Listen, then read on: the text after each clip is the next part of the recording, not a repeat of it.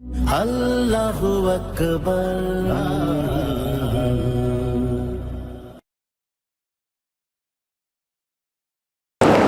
সম্মানিত সুধীমণ্ডলী, আমরা সূরা নিসার ৭৭ নম্বর আয়াত থেকে ধারাবাহিক আলোচনা করব ইনশাআল্লাহ।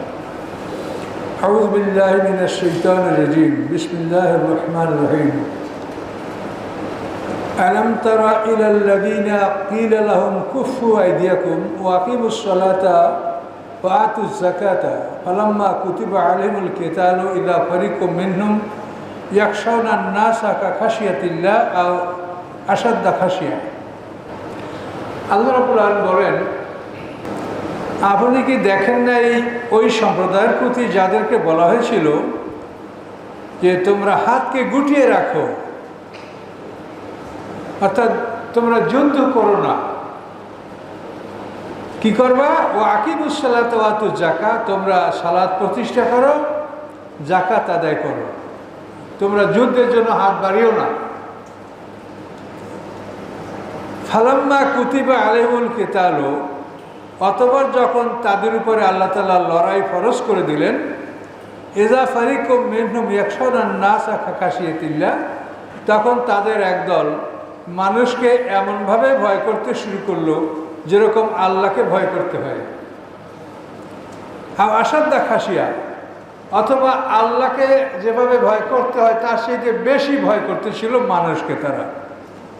অকল, এবং তারা বলল, রব্বানা লিমা কাতাবতা আলাইনাল কিতাল, হে আমাদের রব, আপনি আমাদের উপরে লড়াই ফরজ করলেন কেন? লাউলা আখারতানা আজালান করিব, আরও কিছু সময়ের জন্য আমাদেরকে অবকাশ দিলেন না কেন? কুল, হে রাসূল, আপনি বলে দেন, মাতাউ দুনিয়া কালিল, দুনিয়ার ভোগবিলাস সামান্য, ফল আখিরাত খায়রুল লিমান ইত্তাকা, এবং আখিরাত উত্তম তাদের জন্য যারা আল্লাহকে ভয় করে। ওয়ালা তুজলামুনা ফাতিলা, এবং তোমাদের উপরে বিন্দুমাত্র জুলুম করা হবে না। এখন একটা ব্যাখ্যা শুনলে আমরা জিনিসটা বুঝতে পারবো। আল্লাহ রাসূল নবুয়ত লাভ করার পরে 13 বছর মক্কায় ছিলেন। তো এই সময় মক্কাবাসীরা নানা রকম জুলুম অত্যাচার করতো মুসলমানদের উপরে। তখন মক্কার মুসলমানরা রাসূলের কাছে অনুমতি চাইল যে আল্লাহর কাছে বলেন আমাদেরকে যুদ্ধের জন্য আদেশ দেওয়া হোক। তো তাফসীরকাররা বলে যে এইভাবে তারা অন্তত 70 বার আল্লাহ রসুলের কাছে অনুরোধ করছে যে আল্লাহর কাছে বলেন আমাদেরকে যুদ্ধের আদেশ দেওয়া হোক, আমরা যুদ্ধ করে মরবো, আমরা এই অত্যাচার সহ্য করবো না। কিন্তু আল্লাহ অনুমতি দেন নেই। কিন্তু বিরাটটা বোঝার ব্যাপার যে আপনি কয়েকটা লোক মাঠে দিয়ে সব ধ্বংস হয়ে যাবেন, এটা আল্লাহ চান না।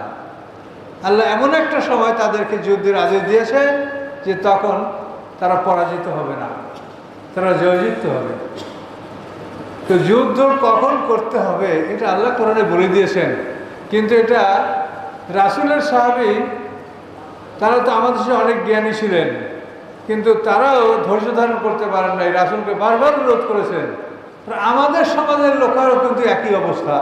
তারা বলে আপনি আন্দোলনের কথা বলেন না কেন, আন্দোলন করেন না কেন, ইত্যাদি ইত্যাদি আমাদের লোকেরাও বলে।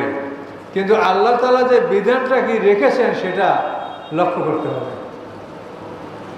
আল্লাহ তাআলা সূরা আনফালে স্পষ্ট বিধান দিয়েছেন যে তোমরা অন্তত শত্রুপক্ষের 3 হও, ওরা 2, তোমরা 1। তোমরা এই অবস্থায় তোমরা উপনীত হও। এই একম মিনকুম মিয়াতুন সাবিরাতুন ইয়াগলিবু মিয়াতাইন, তোমাদের 100 যদি ধৈর্যশীল হয় তাহলে তোমরা 200 লোকের উপরে, 200 কাফের উপরে লড়াই করে জিতবে।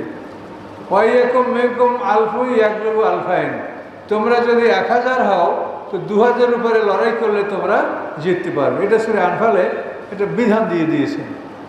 তো এখন সারা পৃথিবীর যারা মানুষ, এই মানুষ কিন্তু 2 দল, মুমিন এবং কাফের। কিন্তু আমরা কিন্তু মুসলমানরাই 73 বানাই রাখছি, আর অন্যরা তো আরও অনেক দল আছে। তা আল্লাহ সেটা বলেন না। আল্লাহ বলেন মানুষ হলো 2 দল, মুমিন এবং কাফের, এর বাইরে কোনো মানুষ নাই। এই বিষয়টা মানে বাংলা ভাষায় আমার বুঝাতে একটু কষ্ট লাগে। কাশিমুস শাহ জেদ্দুস শাহ, কিসমুসাই নফসুসাই একটা থিওরি, মানে তাকসিম বা বিভাজন, বিভক্তকরণ। এই বিভক্ত করতে হয় জেদ্দুসাই, মানে বিপরীত জিনিসকে। মাছ মাংস এটা আপনি ভাগ করেন, এটা মাছ এটা মাংস। জেদ্দুসাই, জেদ মানে বিপরীত, বিভক্তি হচ্ছে বিপরীত জিনিসের। একই জিনিসের বিভক্তি হয় না। আপনি মাংস, মাছ মাংস এটা ভাগ করলেন, এখন এই মাংসকে আপনি ভাগ করলে এটা ভাগ হয় না, ওই একই জিনিস থেকে যায়। কিরকম কি, এটা গরুর মাংস, ওই মাংস আছে, এটা ছাগলের মাংস, এটা মুরগির মাংস, এটা ভেড়ার মাংস। তা আপনি ওই মাংসকে যতই ভাগ করেন কিন্তু মাংস মাংসই থেকে যাচ্ছে। কি বুঝতে পারছেন? মাছকে যদি আপনি ভাগ করেন, এটা রুই মাছ, এটা কাতলা মাছ, এটা শীতল মাছ, এটা ফলি মাছ, এটা কই মাছ, মাছ কি মাছই থাকছে। কিন্তু এইটা বলা হয় যে একই জাতীয় জিনিসকে ভাগ করলে সেটা বিভক্ত হয় না, বিপরীত জিনিসের হয় ভাগ। কাশিমুসায় জেদ্দুসায়। তো এই জন্য মোমেন এবং কাফের এই দুটো হলো জেদ্দুসায়, একটা আর একটা বিপরীত। আর মোমেন আপনি যাই ভাগ করেন, আহলে হাদিসও মুসলমান, হানাফিরাও মুসলমান, সুন্নিরাও মুসলমানরা, এভাবে সবাই কিন্তু মুসলমান। তো এই জন্য আল্লাহ বলছেন যে পৃথিবীর মানুষ হলো দুদল, মোমেন এবং কাফের, এর বাইরে কোনো মানুষ নেই। তো এখন এটা আপনারাও দেখেছেন যে পৃথিবীতে যখন বিধর্মীরা কোনো ইসলামী রাষ্ট্রে আক্রমণ করে, তখন সবাই মিলে একসাথেই আক্রমণ করে। সে সময় ওদের মধ্যে আর কোনো বিভেদ থাকে না, তখন আল কুফরু মিল্লাতুন ওয়াহিদা, তখন ওরা এক দলে পরিণত হয় এবং আক্রমণ করে। তো এই জন্য আল্লাহ তাআলা যে কোরআনের থিওরিটা দিয়েছেন যে তোমাদেরকে 3-এর 1 হতে হবে, এইটা শুধু বাংলাদেশ হিসাব করলে হবে না, এটা গোটা পৃথিবীর মধ্যে আমরা দুই দল, মোমেন এবং কাফের। এর মধ্যে যদি আমরা মোমেনরা 3-এর 1 হতে পারি, তাহলে আমরা ভোট করি, বিপ্লব করি, যা করি আমরা জিতবো। এটা আল্লাহ কোরআনে প্রতিশ্রুতি দিয়েছেন। আল্লাহ তাআলা ইতিহাসের কসম করেছেন, ওয়াল আসর। হযরত আলী রাদিয়াল্লাহু তাআলা আনহুকে অত্যন্ত দুঃখজনকভাবে তার সাথে বিশ্বাসঘাতকতা করে তাকে পরাজিত করেছে। সেই আলী রাদিয়াল্লাহু তাআলা পরাজিত হওয়ার পর থেকে আজ পর্যন্ত পৃথিবীতে এই দল আলী রাদিয়াল্লাহুকে সমর্থক যারা, তারা পৃথিবীতে আজ পর্যন্ত কোনো যুদ্ধে জিততে পারে নাই। তারা বহু যুদ্ধ করেছে। আমার একটা ইতিহাস আছে, উমাইয়াদের 91 বছর ইতিহাস, সেখানে দেখবেন অনেকগুলো যুদ্ধের কথা উল্লেখ আছে। তারা বহু যুদ্ধ করেছে কিন্তু কোনো যুদ্ধে জিততে পারে নাই। তার কারণ আল্লাহ যে একটা সংখ্যা বলে দিয়েছে যে তোমাদেরকে জিততে হলে এই সংখ্যায় তোমাদের উপনীত হতে হবে। এই একুম মিনকুম মেয়াতই সবেরাতুন ইয়াগলিবু মেয়াতাইন, 100 হলে তোমরা 200 উপরে জিতবে। কিন্তু আমরা কোথায়, আমাদের মুসলমানের সংখ্যা 3-এর 1 তো ভালো, আমার মনে হয় যে 100 ভাগেরও 1 ভাগ আমরা কাফেরদের তুলনায় আমরা 100 ভাগেরও 1 ভাগ হইনি। তার কারণ আমরা যারা শিডিউলড মুসলিম, যারা তালিকাভুক্ত মুসলমান, এদের মধ্যেও শতকরা 80-85 জন ইহুদি খ্রিস্টানদের পক্ষে। এদেরকে তো ধরলে হবে না, অন্তত মুসলমানের পক্ষে সে রোজা নামাজ কম বেশি যা করুক, ইসলামের পক্ষে, এটা কিন্তু একটা বিরাট ব্যাপার। অনেক মানুষ আছে রোজা নামাজ কম করলেও কিন্তু আসলে সে ইসলামের পক্ষে। আবার আমরা অনেক মানুষ এমন আছি যে রোজা নামাজ ঠিকই করছি কিন্তু আসলে ইসলামের বিপক্ষে। এটা কিন্তু আপনারা চিন্তা করলে এবং নিজেরা লক্ষ্য করলে দেখতে পারবেন যে একটা লোক রোজা নামাজ করছে কিন্তু সে ইসলামের বিপক্ষে। আর এমন বহু লোক আছে সমাজে যে রোজা নামাজ আল্লাহকে মানে, রোজা নামাজ করে, হয়তো একটু কম করে, কিন্তু ইসলামের পক্ষে। সে ইসলামের বিপদের জন্য সে নিজে জীবন দেওয়ার জন্য প্রস্তুত হয়ে আছে। কাজে এই জন্য এই বিষয়গুলি ফয়সালা আল্লাহর হাতে, বিচারক তিনি জানেন মনের খবর, আমরা কিছু জানি। ইন্নাহু আলিমুম বিযাতিস সুদূর, আমাদের মনে কার কি আছে এটা তিনি জানেন, বিচার তিনি করবেন। তো সম্মানিত সুধী মণ্ডলী, এখানে যে কথাটা বলা হয়েছে যে যুদ্ধ করার জন্য তারা আল্লাহ রসুলকে বারবার পিড়াপিড়ি করতেছিল, এমনকি তারা 70 বার আল্লাহ রসুল অনুরোধ করেছে, আল্লাহ বলছেন সময় হয়নি। এরপরে আল্লাহ রসুল হিজরত করেছেন নবুয়তের 13 বছরে, হিজরতের 6 মাস পরে যুদ্ধের আয়াত নাযিল সূরা হজের মধ্যে। উযিনা লিল্লাযীনা ক্বাতালুনা বিআন্নাহুম যুলিমু, এই আয়াত নাযিল হয়েছে হিজরতের 6 মাস পর। এখন যুদ্ধের আদেশ নাযিল হওয়ার পরে যারা এত পিরিয়াপিরি করছে তাদেরই একটা দল এখন মানুষকে আল্লাহর চাইতে বেশি ভয় করে আর বলে যে আল্লাহ এখনই যুদ্ধের আদেশ আমাদের উপরে কেন দিলেন, আরও কিছুদিন বিলম্ব করা কেন হলো না? এই কথাটা আল্লাহ এখানে বলছেন। তো এই যুদ্ধ বিগ্রহ এবং ইসলামী বিপ্লব এটার ব্যাপারে আল্লাহ যেটা বলেছেন এটা হলো বিজয়ের ব্যাপার, কিন্তু এরপরে যদি দল আমরা 3-1 না হইতে যুদ্ধ করা যাবে কি না এটা সম্পর্কে আল্লাহ না করেন নাই, কিন্তু বিজয়ের কথা বলেন নাই, যে জয়যুক্ত হবে এটা বলেন নাই, কিন্তু তোমরা করলে পড়তে পারো। অন্য একটা আয়াত আছে সেখানে আল্লাহ বলা হয়েছে, আল্লাহ বলেছেন কাম্মেম ফিয়াতেন কালিলাতেন গালাবাত ফিয়াতান কাসীরাতাম বিইজনিল্লাহ। আল্লাহ বলেন বহু ছোট ছোট দল বড় দলের উপরে জয়যুক্ত হয়েছে। যেমন বদরের যুদ্ধে 313 জন, ওরা ছিল 1000 ক্যাভালরি, আর এরা ছিল 313 জন। এদের মধ্যে সর্বমোট ছিল বদরের যুদ্ধে মুসলমানদের কাছে 70টা, তলোয়ার ছিল 8 খান, ঘোড়া ছিল 2টা। তো এই নিয়ে কিন্তু ওরা 1000 ক্যাভালরি ঘোড়সওয়ার এদের মধ্যে যুদ্ধ করে জিতলো। এবং এরা এমন না যে ওরা পাঠান আর আমরা বাঙালি এই জন্য আমরা হারি, তা না, ওরা একই জায়গার লোক। যারা আনসার মুহাজির আর মক্কার যারা ওখানে আসে বদরপ্রান্তে একই লোক, একই গ্রামের লোক, একই জনপদের লোক, কিন্তু সেখানে দেখা গেল যে 313 জনের মোকাবেলায় তারা হেরে গেল। তো এখানে আল্লাহর ওই ওয়াদাটা দেখেন, আল্লাহ বলছেন যে কাম্মেম ফিয়াতেন কালিলাতেন গালাবাত ফিয়াতান কাসীরাতাম বিইজনিল্লাহ, বহু ছোট ছোট দল বড় দলের করে যুদ্ধ করে জয়যুক্ত হয়েছে। তো এগুলির ইতিহাস আমরা কোরআনে যদি দেখি দেখা যাবে যে এই ছোট ছোট দল যে যারা জয়লাভ করেছে তাদের মধ্যে নবী রাসূল ছিল।